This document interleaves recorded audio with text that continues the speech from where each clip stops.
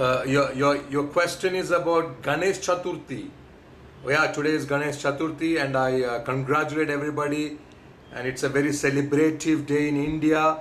Well, I must confess, I'm not an authority on to give any suggestions or knowledge on Ganesh Chaturthi because I revere it a lot.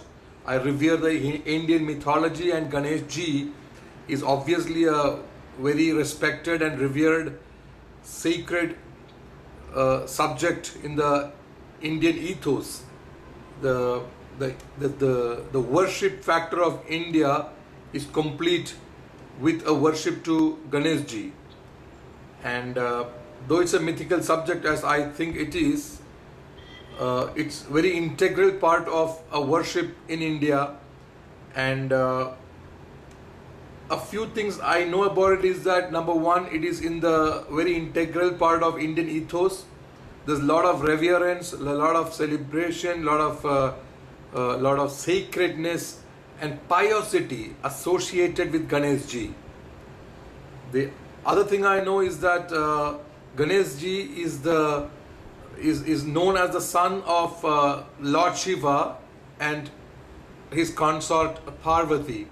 The little that I know is that Parvati comes from the word Parvat. Parvat meaning in India it means a very elevated and mountainous region. So when you talk about mountain, it's a protrusion from the flat earth, from the plateau, and elevation of the mind, where the mind is really gigantic and expanded, and so that to capture the creation in its entirety.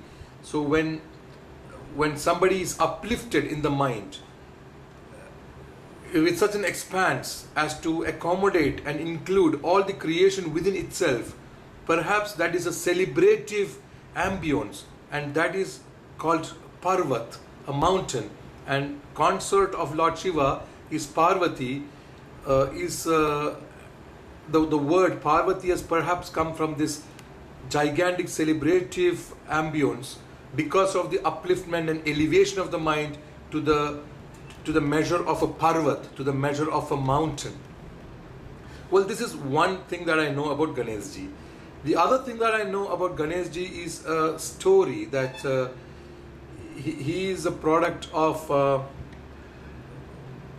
the ignorance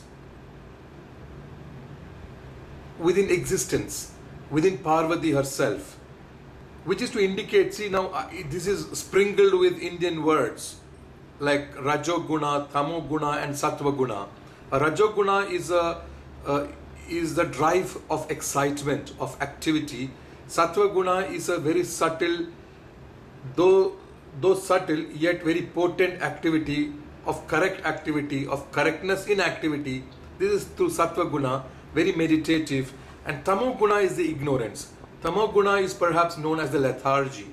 So it is said that Parvati cleansed herself of her lethargy, of her ignorance, and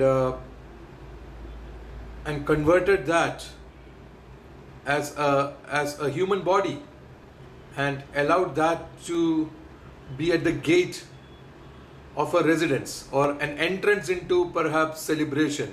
So because of celebration, it has an element of Tamoguna, it has an element of ignorance. Parvati cleansed herself and kept the ignorance at the doorway without allowing the ignorance to enter, or as a security for her. That's the story.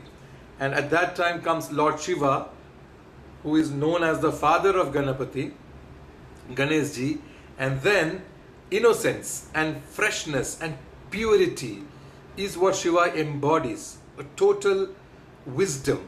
So this total wisdom, which is as bright as light, has never experienced darkness, has never experienced ignorance. So it could not recognize, because whenever light comes, darkness has to disappear. So therefore it is said that Lord Shiva, he diffused, he neutralized the Tamoguna called the body which Parvati has installed at the doorway.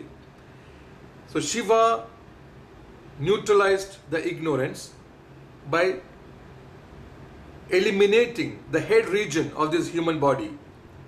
And then when Parvati, when she came, she recognized the light, she recognized her Lord Shiva and explained to him that this is the ignorance of me, because Shiva has never met the ignorance, because Shiva is embodiment of light, embodiment of wisdom. So Shiva, the story is that the Shiva then installed the head of an elephant on this body and gave life to it. Now how did that happen? It is perhaps to indicate, the interpretation can be, that when wisdom dawns, because Shiva replaced the ignorance of Tamogun with wisdom. Elephant meaning a big head meaning a very expanded vision and understanding of the creation, very expanded and very elevated and very uplifted, and a head full of wisdom. So when he replaced the wisdom, then he could accept it, or that the wisdom and Shiva could meet together, because light cannot meet darkness. So Shiva had to do something. He replaced the ignorance of Ganesha with wisdom. Well, it is represented as with the head of an elephant. Well, that it adds some a beauty. It adds some lightness to the story. Well, today, that is now part 3 of what I'm telling you. One is that it is a myth of India. 2, that it is about Parvati and Shiva, and about ignorance leaving and wisdom reigning supreme. And 3, it is a celebrative day in India. In India, people like to celebrate. They like to, exchange sweets, exchange greetings, exchange best wishes. So it's a very celebrative day.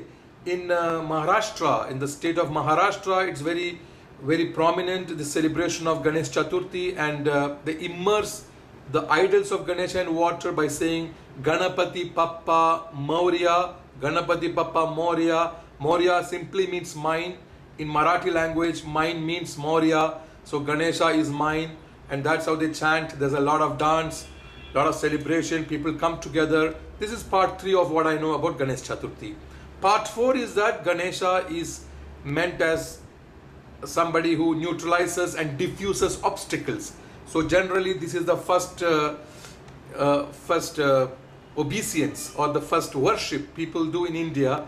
When they inaugurate a new shop or a new business or a new function, they begin with a prayer, a worship, to get the grace and blessing of Lord Ganesha to be able to eliminate any potential obstacles.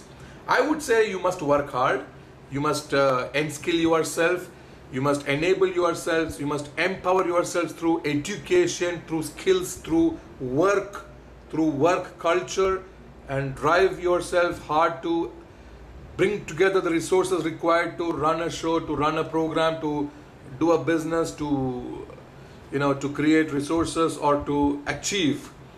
But then of course the lighter side of it is with a worship to a Lord